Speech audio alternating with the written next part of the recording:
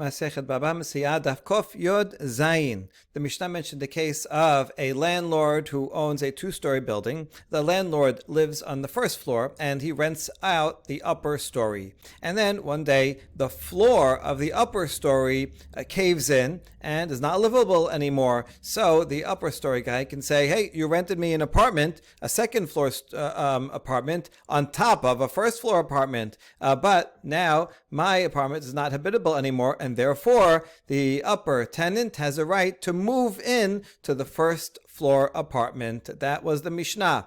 And now we have some follow-up questions. Keshudar lebado hudar kide meikara o dilma shenehem darin damale adata la pekinan la agri lach. So the question is, when the upper story tenant moves into the first floor apartment, does he live there alone as he did when he was upstairs? Meaning, can he kick out the landlord and say, listen, when I was upstairs, I lived just myself with my family. I didn't have to share it with anybody else, and you rented me an apartment, and therefore you have to get out of your apartment, and I'm going to stay alone on the first floor. Or do they live together? Because the landlord also has a right. And he says, listen, I know I guaranteed for you an apartment on the upstairs above the first floor. And now if the second one is not available, the first floor has to be available to you. Fine, I agree, you can come move in with me, but I didn't mean that you're going to kick me out of my own home, right? Come here and we'll share the space together.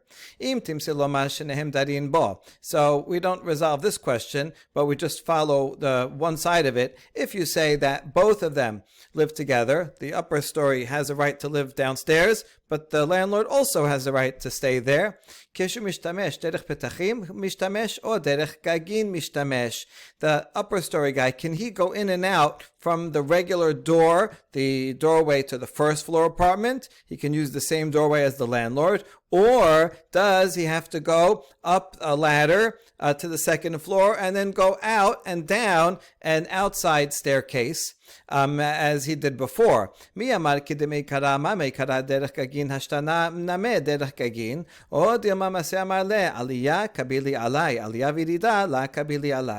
we say that he has to do whatever he did before, he has to do now?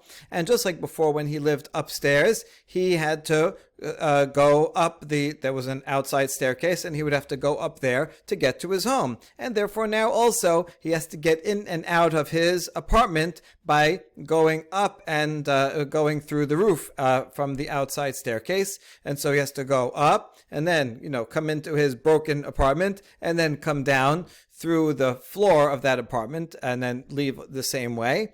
Does he have to continue to do that? Or maybe the tenant has a right to say, listen, I accepted a second floor apartment because I'm okay going up one flight, being at home, and then down one flight when I have to leave. That's okay. But now you're making me go up one flight and down one flight every time I want to come home. And then when I want to leave, I have to go up a flight and down a flight. That is double the work that you're making me do. No, I don't have to do that. Therefore, I have a right to go out the front door just the same as you. And so we don't resolve that, but we follow up with, if you say that the tenant has a right to say, you can't make me go up and down, then what about the next case? Shete aliyot zo al gab zo, mahu, ifchit elyona nachit vedar batachtona, ifchit tachtona, mahu lemislak legamre be'elyona. Let's say it's a three-story house, and one of the upper ones is broken.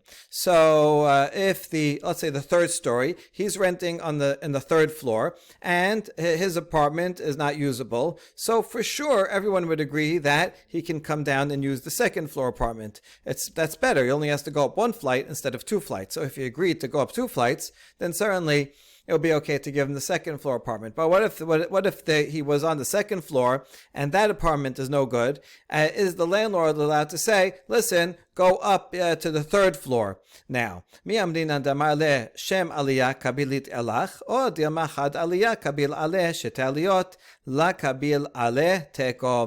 say that the landowner has a right to say, listen, I rented you an upper story, I didn't say what floor, and so this is an upper story, second floor or third floor. I know you had second floor before, that was very nice, but now you have to go to the third floor.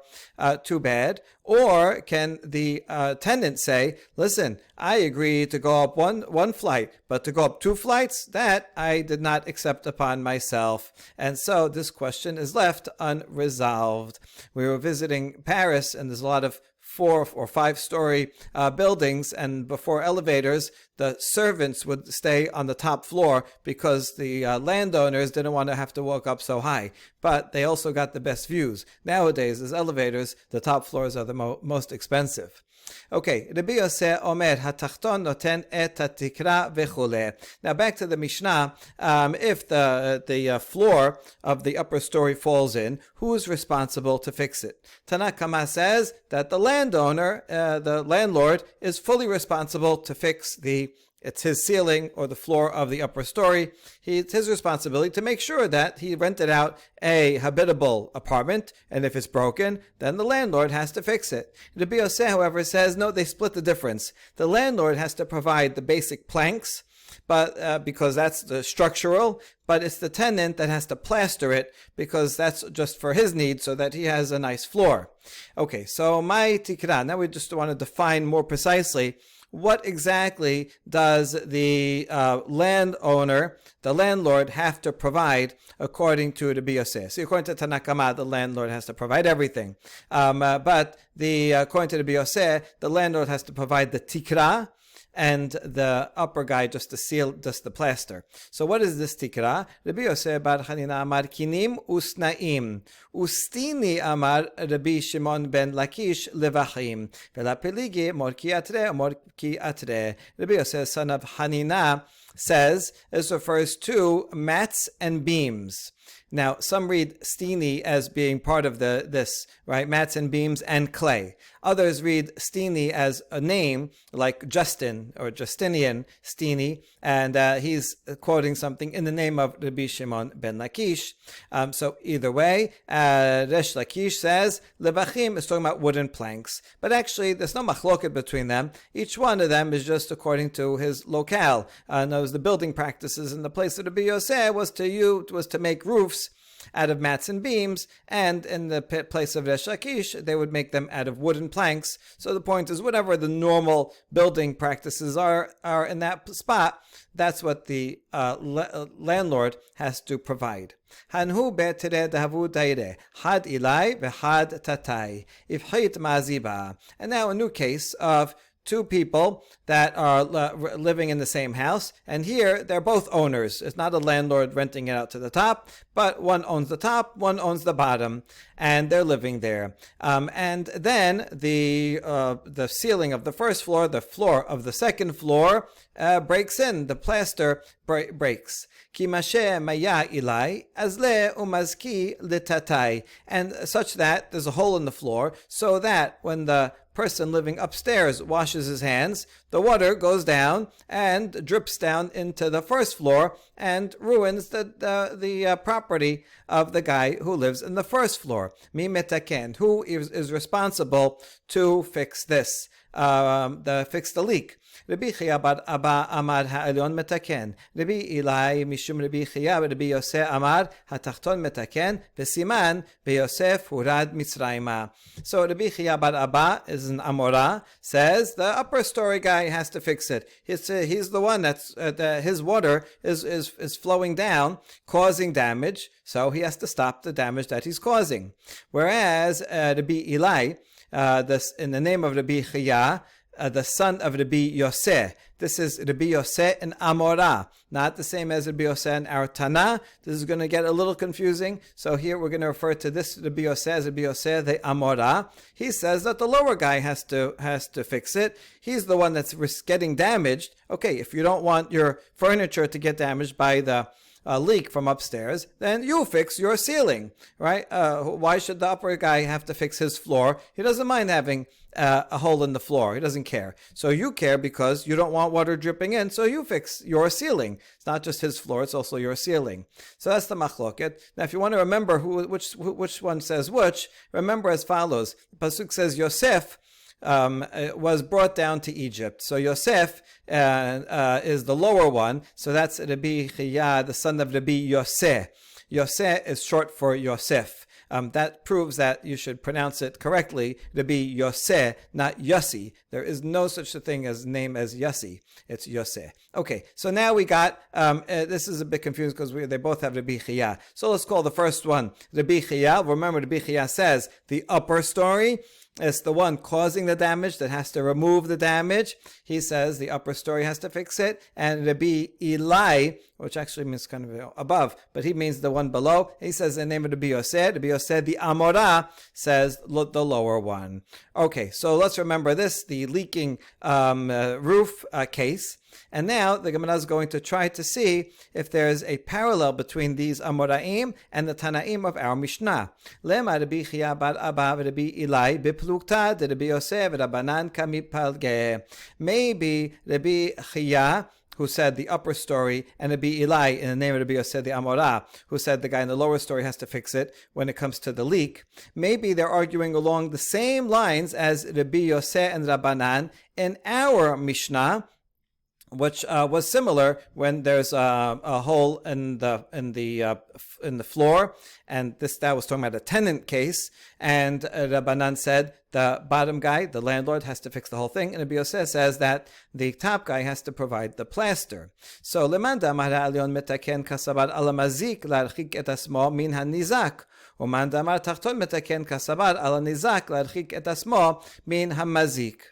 to the opinion that the upper person has to fix the leak in the leaking water case, that's Rabbi Chiya bar Abba. So why does he think that the guy who lives upstairs has to fix the leak? Because he says that the one causing damage, the mazik, has to remove the damage from the person who's getting damaged. If you're causing damage, you're responsible to stop that damage from being caused. So Rabbi Chiya bar Abba, who says the upper guy has to pay, that would be parallel to Rabbi Yosef, the Tana of our Mishnah, who says that the upper story guy has to provide the plaster. So both are the same in that the upper story has to take care of it. We were reading our Mishnah originally not as talking about a case of a leak, but rather as a right to have a floor. And so the tenant there has a right to have a floor, but who has responsible for providing it? Does the landlord have to provide the entire thing or only the beams? And Rabbi Yosef says only the beams, and the guy living there has to provide the plaster. That's how we were reading it before as, well, you want the floor? Okay, I'll provide you just the beams, but you have to provide the rest. But now we're reading it not as a right to a floor, but rather as responsibility to remove damage. And if we read it, our Mishnah that way, that is talking about damages, then that would line up. So Rabbi Chiya, who says the upper guy has to pay because the mazik has to remove damage, that would be the same as Rabbi Yosef. Hey, put plaster so that there's no damages coming from upstairs. Whereas the other opinion that says that the lower guy has to fix it, that was, remember, Rabbi Eli, in the name of Rabbi Yosef. Rabbi Yosef, the Amorah, says that you don't want water in your apartment. Okay, so downstairs. So the downstairs guy, fixes the leak. And he would say that the nizak, the one getting damaged, has to remove himself. There's something bad coming here. Then the nizak has to remove it, and that's why the downstairs guy has to, if he wants to. If he doesn't care about the leak, he doesn't have to. But if he wants to stop it from leaking into his house, then he would have to plaster up and fix his ceiling. That would be parallel to the Rabbanan in our Mishnah that says the landlord has to pay for the whole thing. But again, we're rereading our Mishnah. Before we were reading our Mishnah as who's responsible to provide a floor for the upper tenant. The landlord, Rabbanan says the landlord does. He's the landlord. He has to provide a habitable apartment, so he has to. But in this case, we're saying if he wants to not have a leak, then he's the one that will have to pay for his own protection. So the nizak has to. Okay, so now we lined up the two. The yosez are on different sides. That's how you could remember it. The Rabbi Yoseh, the Amorah, says that the lower guy pays for it, so that's the same as Rabbanan, whereas Rabbi Yoseh, the Tana, says the upper guy pays for it, and so that's the same as Rabbi Chaya. But now we're going to reject this. Wait, are you interpreting our Mishnah that Rabbi Yosef and Rabbanan, our Mishnah, are arguing about damages and who has to remove the damages, the one causing it or the victim of the damages? If that's what they're talking about, actually, we have another Mishnah, Masechet Baba Batra, that shows that they would follow the opposite opinions regarding damages. Titnan. Barchikin Thailand minabod 25 ama, ubeharub ubashikma 50 ama, ben ma'la ben minasad. אם הבור קדם כוסס ונותן דמים, אם האילן קדם לא יקוץ, ספק זה קדם לא יקוס. Mishnah teaches that if I have a tree and I'm planting a tree, I have to keep it far away from someone else's pit, 25 amot, because the tree has roots that go far, and the roots of my tree will go eventually extend and damage your pit.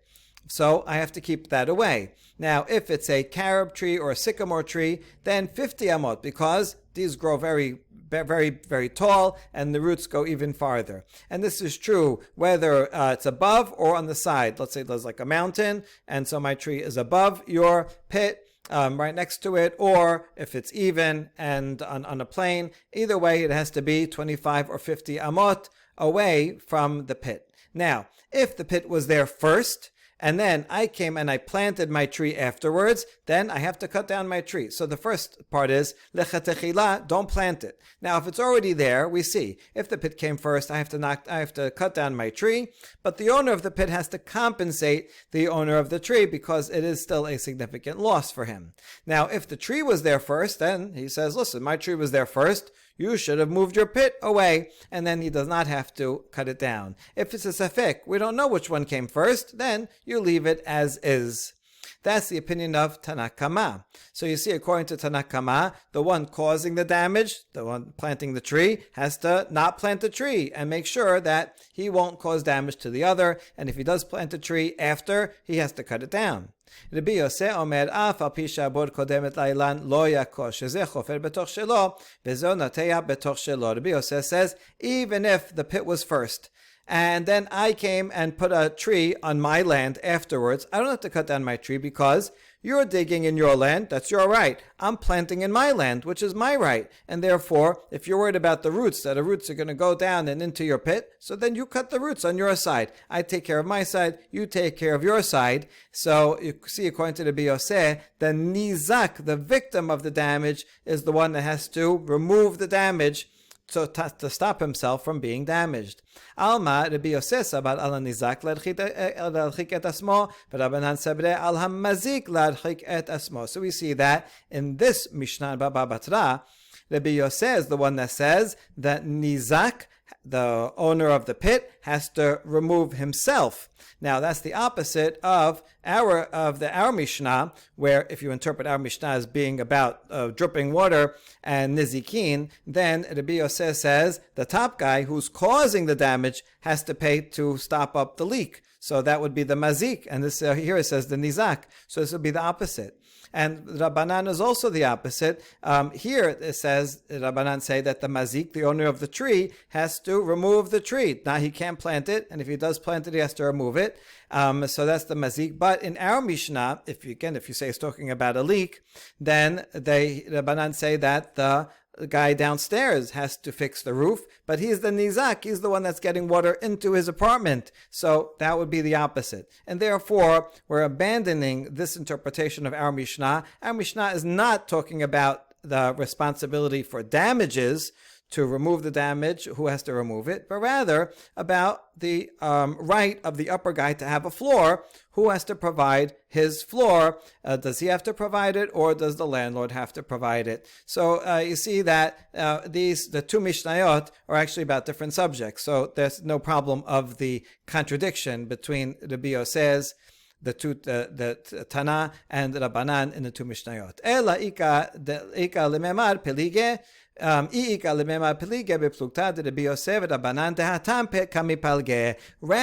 we can align the Tanaim with the Amoraim, but not with the Tanaim of our Mishnah here, but rather with the Tanaim of that Mishnah in Masechet Baba Batra. Rabbi Yosef the Tana in Masechet Baba Batra says that the owner of the pit has to remove himself, and he has to shield himself from damages, so it's the Nizak. And Rabbi Yosef the Amora also says regarding the leaky roof that it's the guy downstairs who, right, remember Yosef, Hurad Misraima, the guy downstairs, you don't want a leak in your house, so then you have to plaster it. So it's the Nizak in both cases. Whereas the other opinion, Rabbanan, in the Mishnah, in Masechet Baba Batra, says the owner of the tree has to remove his tree, so it's the Mazik has to remove it, and that would be the equivalent of Rabbi Chaya, of the Amora. In the case of the leaky floor, the guy upstairs has to fix the floor in order not to cause damage downstairs. So that parallel will work. So now let's come back to our Mishnah. We're going to go back to that one in a minute. But in our Mishnah, so what is the essence of the machloket between Rabbi Yosef and Rabbanan? They're talking about what gives the strength of the ceiling. What's the main thing? Rabbanan sabre ma'aziba hazuke tikrahu va'hazuke tikra al tachton ba'ela achazuke. Rabbanan think that the plaster actually strengthens the ceiling. Of course, you need beams, but the beams by themselves are going to be loose. But when you put the plaster there, then the plaster holds the beams in place, and that's what makes the ceiling strong. And therefore, it's the landlord that is responsible to provide a strong ceiling for his apartment, a strong floor for the upper story, and that includes not only beams, but also the plaster makes it strong. Rabbi Yosef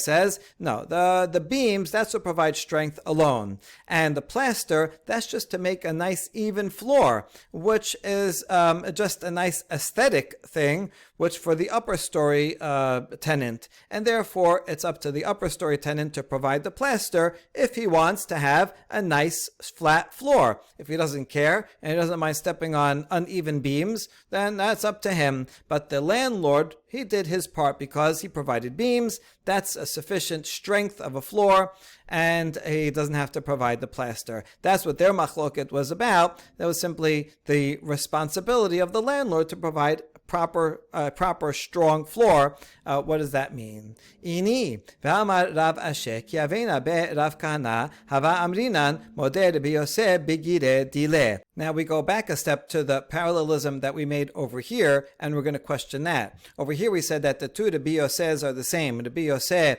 the Tana in Masechet Baba Batra, that said the person that owns the pit has to keep himself distant because the Nizak has to shield himself from damage, is the same as Rabbi Yosef the Amora, who says that the guy who lives downstairs, he's the one that has to fix his roof if he doesn't want to have water leaking from upstairs to downstairs. And so again, the Nizak has to remove himself, so the two Rabbi Yosefs are the same. Hold on, does that work? After all, Rav Asher said that when he was in the house of Rav Kahana, they were saying that Rabbi Yosef, the Tana, agrees in the case of arrows. So Rabbi Yosef, when it comes to a pit, he says, well, you own a pit, then you don't want to have roots in it, so move your pit to the side so that the tree won't damage it. In that case, yes, the Nizak has to protect himself when it's indirect damage right through someone's trees. But let's say the guy next door is shooting arrows into your property, shooting arrows causing damage all over the place. You're going to say there that the victim has to build a big wall so that the arrows don't come? No, if he's causing damage directly, then the mazik is responsible, and he could tell him, hey, stop shooting arrows, right? You're hurting the people and the animals over here. So Rabbi Yosef agrees with direct damage that he has to stop it. If so, then Rabbi Yosef the Tana would not agree with Rabbi Yosef the Amora, because the guy is washing his hands up on top. He's washing his hands, the dirty water goes right down into a hole of his floor and right on top of the head of the guy who's living underneath. That's like shooting arrows. And Rabbi Yosef would agree in the case of shooting arrows that the mazik is responsible to stop that damage. And therefore, Rabbi Yosef would actually agree with Rabbi Chaya that the guy on top has to plaster up his floor. So how do we resolve that? And the answer is de paske maya v'hadar nafle. No, we're not talking about a case where the water goes right from washing his hands right down into the floor directly on the head of the guy below, but rather he's washing his hands on the side where there is a floor. And then the water goes down onto the floor, and then it seeps down and it goes into the cracks, and then it from the cracks it goes down into the first floor, the hole in his ceiling. So this is not direct, but rather it's kind of going inside, underneath, and then going down. That's actually the same as his tree roots, that he put the tree here, and the roots by themselves are going and damaging the other guy's pit. And therefore, just like Rabbi Yosef says, the pit owner is responsible to move his pit away. So too here, where the water is not coming down directly, but rather seeping in through that ceiling, it's the guy downstairs who has to fix his ceiling if he doesn't want to be damaged. Next Mishnah, Habayit ve'aliyah shel shenayim shenaflu. Amar ba'al ha'aliyah le'ba'al habayit libnot, ve'hu eno roseh libnot. הרי בעל העלייה בונה את הבית, ודar בתוכד שייתן לו את יסיעותיו. You have two people who jointly own a house, and one lives upstairs and one lives downstairs. The entire house falls down, and the one who lives upstairs tells the one downstairs to build her first floor, and that way the guy who lives downstairs will pay for the first floor, and then the guy who's upstairs will pay for the second floor, and they'll both go back and live where they were. However, the guy who lives downstairs does not want to build. He doesn't have money. He doesn't want to build. He doesn't want to spend money building there. He's going to live somewhere else. And so he's not paying to rebuild the first floor. But the guy upstairs wants to live there. So here's what he can do. The guy who lived upstairs will build one floor and live on the ground floor until the other guy who lived on the ground floor pays for those expenses. How much did it cost to build the first floor? $10,000. So the upper guy says, I'm going to live here on the ground floor because I paid for it here until you give me $10,000 for the expenses that I had for building the first floor, and then you can come move into your ground floor and I will build the second floor and go back upstairs. But the upper guy, since he has a right to live upstairs, so he has a right to live there, and if the downstairs guy doesn't want to share in the building, so the upper guy can just live on the first floor, which is a benefit for him because now he lives downstairs. He doesn't have to go up a flight of stairs. Rabbi Yehuda Omer, Af ze dar betoch shel chavero, sarich la'alot lo sachar. Rabbi Yehuda disagrees, and he says, well, it's the same scenario. The lower guy doesn't want to rebuild, so the guy from upstairs will rebuild the first floor, but he also has to pay rent, right? How much is the rent here per month? It's you have to pay $100 a month. Okay, he's going to pay $100 a month to the guy who lived on the first floor because he's living there. So why does he have to pay rent when the other guy doesn't want to build? Well, the thing is that eventually, if and when the lower guy comes and says, okay, I want to move back in, he's going to pay the expenses. So the guy who from upstairs is going to get his $10,000 anyway, the expenses for living there, and that whole time that the upper guy is living in the lower apartment, he is living in the apartment of the guy who owns the lower floor, and therefore he does have to pay rent. Now, if he doesn't want to pay rent, what should he do? The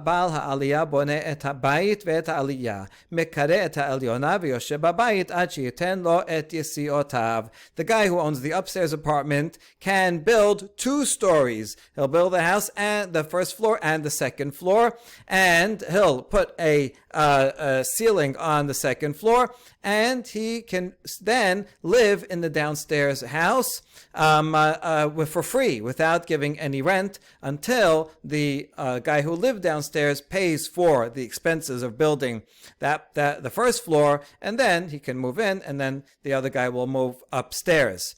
So the idea here is that if the guy from the upper story is benefiting by living in the guy's downstairs because he only has to build 1 floor and not the second floor, then he has to pay rent. But if he builds both stories, then he actually he's not getting any benefit from that, because he could equally live upstairs or downstairs. So therefore, since he's not receiving any benefit from the ground floor, because he could equally live upstairs, therefore he does not have to pay rent, even though actually he's living downstairs. It's just a little bit more convenient not to have to go up the stairs. But since it's basically equal for him to go upstairs, he's not getting any benefit, and he does not have to pay rent. That would be the difference. Amar Rabbi Yochanan, Bishlosha mekomot shana lanu Rabbi Yehuda asur ladam sheyehane mimamon havero hada haditnan. Rabbi Yochanan says there are 3 places where Rabbi Yehuda, the 4th generation Tana, Rabbi Yehuda bar Ilai, says that a person cannot benefit from the property of someone else without paying for it. We're talking about cases of zen hene v'ze lo chaser. One person is benefiting even though the other person has no loss. Nevertheless, the person benefiting still has to pay for the benefit. So there's 3 different cases where we see that. So it's a pattern. Rabbi Yochanan is noticing a pattern among 3 individual cases of Rabbi Yehuda, which is very good. He's finding a generalization that there's the same principle underlying the following 3 rulings. So the first one is one that we just mentioned, that the lower guy doesn't want to rebuild anything. So the upper guy rebuilds 1 floor. Well, then he has to pay rent, because even though the owner of the first floor is not losing anything, he is not going to live there anyway. He's just he's walking away.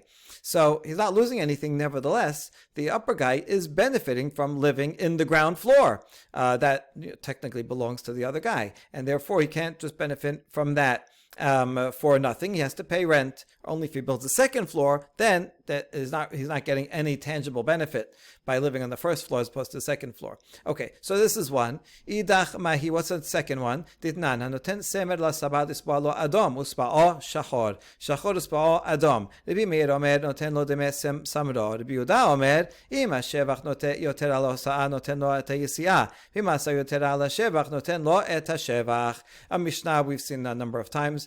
This is in before in Baba Kama. Someone gives wool to a dyer and says, can you dye it red? And the dyer makes a mistake and dyes it black. Or he asks him to dye it black, and the dyer then dyes it red. So now what do we do? The Mesia says that the dyer has thereby acquired the wool that he now changed significantly, and he messed up. So the dyer will pay for the value of the wool of the original undyed wool, and so he's giving him his his money back. Right, you can't give him the wool back because now the wool is different color. So he says here's how much did you pay for that wool? $100. Here's the $100 back, and he'll go buy another bundle of wool, and so he gets his money back. Now, and the dyer does benefit in that although he paid for it, he got a free delivery of some wool, and he can then go and use it and or sell it. So even though the dyer gets a little bit of benefit, but that's okay. So that's his opinion. Yehuda says no, because we don't want the dyer should not get benefit without paying for it, even though even though the owner of the wool doesn't lose out because he's getting paid for it, but still the dyer got a free delivery of some wool. So therefore, the Yehuda disagrees with Rabbi Meir. He says instead we compare the enhancement versus the expenses. If the enhancement, meaning the wool, was $100 when it was raw, now it's worth $110. So because it's dyed. So if that's more than the expenses, how much was the expenses of the dyer? $5? It was only $5. So then the owner of the wool only has to pay the lower amount, right? Only the $5 for dyeing it, even though it's worth $10 more, because the dyer messed up. So the dyer has the lower hand; he gets the short end of the stick. And if the other way around, if the expenses were more, were $10, but the benefit, the enhancement, the added value is only $5, then he gives the lower amount, which is only the $5. And so the Biuda says we don't say the dyer can keep the wool. That would be a benefit for nothing. Rather, he gives the wool back, and the owner of the wool gets to pay the lower amount. That's the second case. V'idach mahi was the third one. Didnan misha parabixat hobo v'shlish et shetaro. Avamar lo im en ani noten lecha mikan ve'ad zeman peloni ten lo shetaro. Higia zeman ve'lo natan. Rabbi Yosef omer yiten. Rabbi Yehuda omer lo yiten. Someone who pays part of his debt. Let's say he owes $100, and the lender has a loan document that says you owe me $100. Good. So now he pays half of it. He pays $50. Now, what are you going to do with the shtar? See, if the lender keeps it, then he can use it to collect $100 again. If he returns it, then he won't have any proof that he still owed $50. So they give it to a third party, escrow, to hold on to the shtar. And the borrower says, "Listen, I'm going to pay you back the $50. Don't worry about it. And in fact, I guarantee it. If I don't pay you from now until March 1st." Then I'll tell the third party to give you back the loan document, and with that loan document, you'll be able to collect the entire $100. So that's how much I am. You can trust me. I'm definitely going to pay you by that date. Otherwise, you can recollect the entire loan. Now, what happens? Let's say March 1st comes along, and he didn't pay the rest. So now what do we do? Rabbi Yosef says, yep, the third party should give that loan document to the lender, and he'll collect the whole $100 again. Rabbi Yehuda says no. The third party should not give that document over to the lender because it's not right to take property from someone else. In this case, it would actually be zenene v'zeh chaser. The borrower would have to pay again the first $50 that he already paid. As the point is, even though he agreed to it, he says he agreed to it. Still, it's not proper to benefit from someone else something that really isn't coming to you. He already paid $50, and everybody knows he paid $50. Everybody agrees to that, and therefore, the third party should keep that loan document and say, okay, you missed this deadline, so you still have to pay, of course, but he shouldn't have to pay now the original $50 that he already paid. So that's the third case where we see the Biuda saying that a person should not benefit from the property of someone else that isn't his, right? Either in a case where the other guy doesn't have a loss or he does have a loss, then for sure not. But that's the same principle runs throughout. Now we challenge Rabbi Yochanan's principles that he finds in all three cases, and we say actually each of these three cases can be explained by different principles, each one a local principle that applies to each one. And it's not necessarily true that a Biuda always thinks that you cannot benefit from the property of someone else. Dilmad kan lo kamar Biuda hacha ela mishum diika shachrurita. In the case of our Mishnah, you know why the guy from the upper story has to pay rent? It's because of the blackening of the walls. Let's say, falls down today. Then the upper story guy says, okay, you want to build it? He doesn't want to build it. He builds it tomorrow. And he lives there for 6 months. And in the meantime, he's living in it, he's cooking in it, he's using it, he's creating dirt, wear and tear on that apartment. Now, he rebuilt it for $10,000. After 6 months, the guy from that originally lived in the lower apartment says, okay, you know what? I'll pay you. He has to pay $10,000, right? This is the original amount of the expenses for rebuilding it. Yeah, but he's getting a 6-month-old apartment that the walls are already somewhat blackened. So that's why the upper story guy has to pay rent for the wear and tear of the lower apartment, not because he's benefiting from someone, not because you can't benefit from someone else's property. So you see, there's a completely different reason to explain the Yehuda in our Mishnah.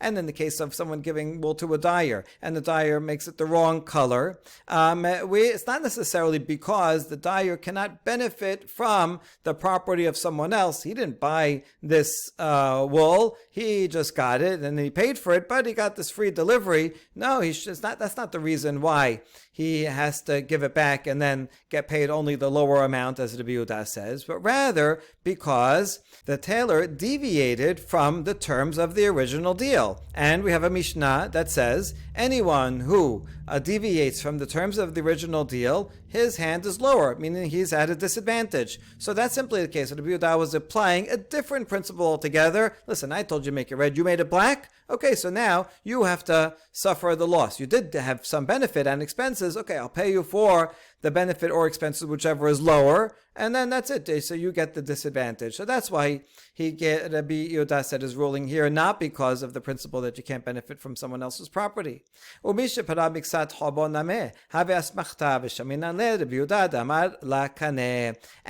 the case of a loan where he paid half and gave the document to a third party, and Rabbi Yehuda says a third party should not give it back to the lender even if when the deadline passes, that's because this is asmachta. This is like just saying an inconclusive intent when the borrower says, you know what, if I don't pay you by March 1st, you can take the document back and I'll pay you with the whole thing. When he said that, he didn't really mean that he actually wants to pay the whole thing. He was just propping up his words, asmachta, giving them, being somech his words, giving them extra strength. But he didn't really mean that he wants to pay that. And we see that according to the Yehuda, asmachta la kaneh. When someone says something like, if it rains tomorrow, I'll give you $1 million, he doesn't really mean it. It's just an expression, and he doesn't actually have to pay.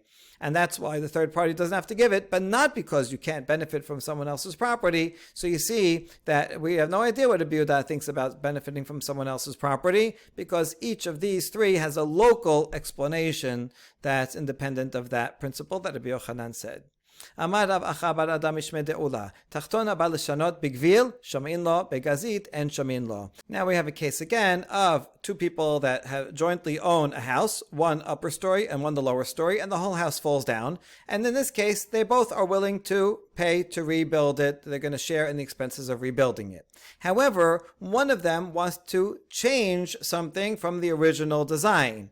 Are they allowed to or not? It depends who wants to change and depends what the change is. The basic principle runs throughout all these examples. If the guy on the lower part wants to make a change that will make it stronger, even though it makes it heavier, that's permitted.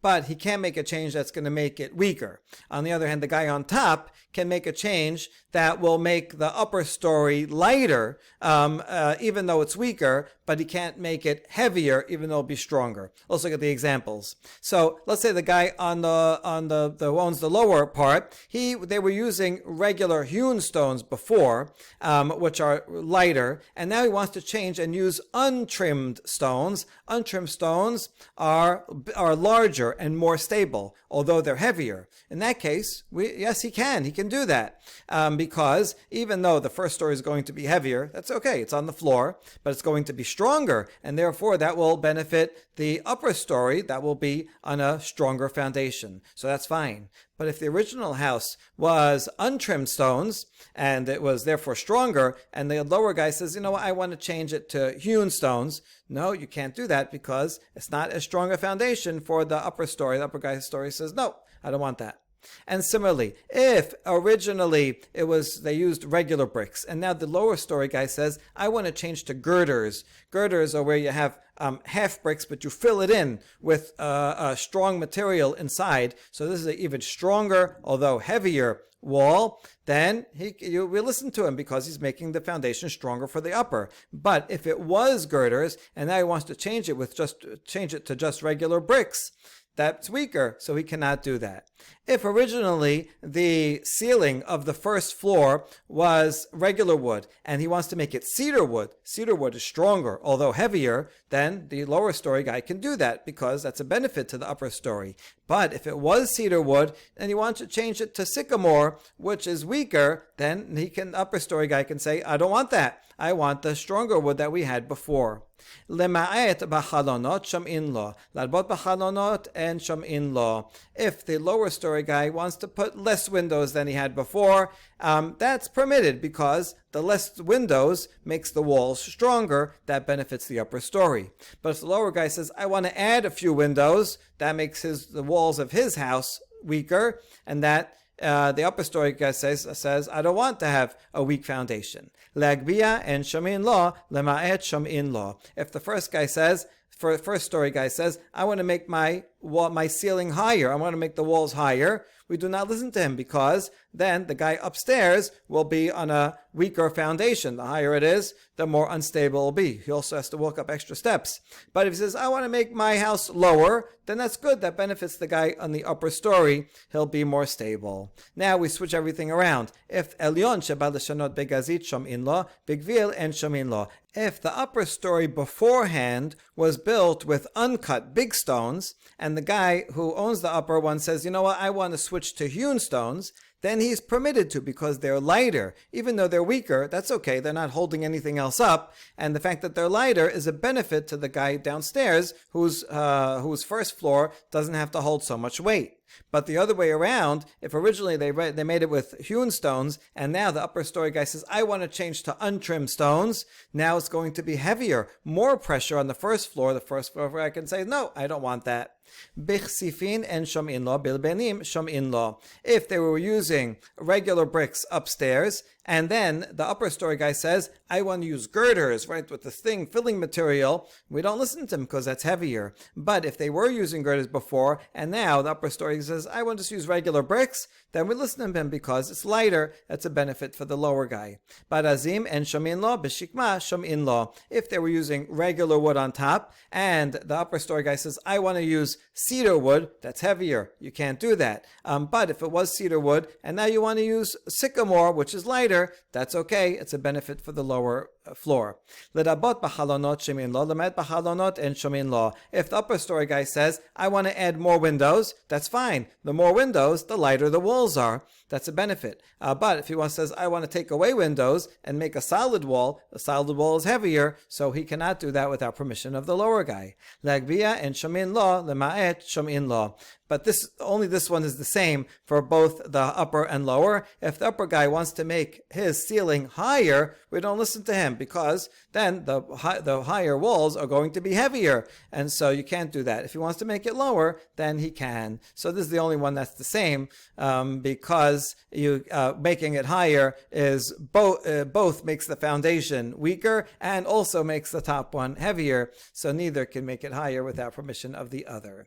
En lo lazeh velo lazeh mai. Now, let's say they share a building, lower floor, upper floor, it falls down, and neither of them can afford to rebuild it. And instead, they're going to just sell the empty land without a building on it. So what do we do in that case? How do we split up the value of the land? Tanya. En lo lazeh velo lazeh, en lo labal aliyah bekarka kelum. One baraita says that the person that owned the upper story does not own any of the land. All of the lower story is directly on the land. Therefore, the owner of the lower home owns all the land. He can sell the land and he gets all of the profit from it. The upper story guy, he only owned an apartment floating in the sky. He doesn't own any of the land. He gets none of those proceeds.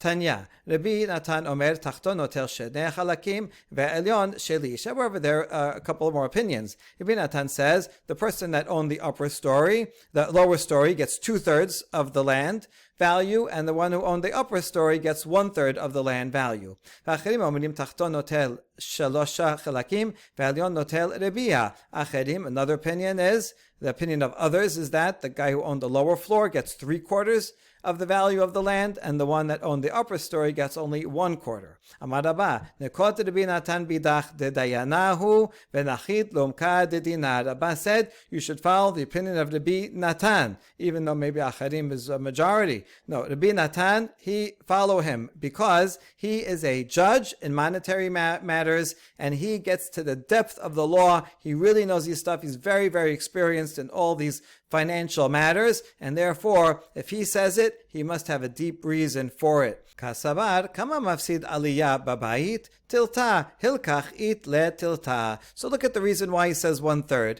Let's see. How much does the second story depreciate the value of the house? Let's say you had some land with a 1-story building on it, and that was worth $100,000. Now, the same thing with a second story, and that has 2 stories, and you're going to come to buy only the first story. So how much would that be worth? Well, it would only be worth $66,000 because there's a house on top of it that maybe it doesn't look nice, but more importantly, it's putting pressure on the first house and it's not going to last as long. So if you just put those 2 side by side, you'll see that with the second story is devalues the property by 1/3. And therefore, it makes sense that the guy who owns the upper story, now they already own it together. We don't know how much they paid for it, doesn't matter. They already own it together. The guy of the upstairs is depreciating the guy downstairs by 1/3. Therefore, he owns a value of 1/3 of the land, and the bottom guy 2/3. Like if you would come to buy it, so the guy downstairs would have to pay 2/3, and to buy the upstairs apartment would be 1/3 of that entire amount. And therefore, it makes sense that now that they're selling the land only without apartments, still the upper story guy should get 1/3 of the land value, and the lower guy 2/3. This principle that Rabbi Natan is an expert and goes into Umka de Dinah was written about in a paper by the Nobel Prize winning mathematician Robert Aumann, Aumann. He has on a YouTube video explaining a different law where Rabbi Natan says a law, and for thousands of years nobody was able to explain what Rabbi Natan's principle was until this Israeli mathematician was able to figure out the deep principle, as actually goes into game theory, which you need like advanced mathematics to figure out what the principle was, but Rabbi Natan already knew it and explained it 2,000 years ago. So this is just backs up what it says here, that Rabbi Natan in fact got to the depth of the law. Baruch Adonai Leolam, Amen ve'amen.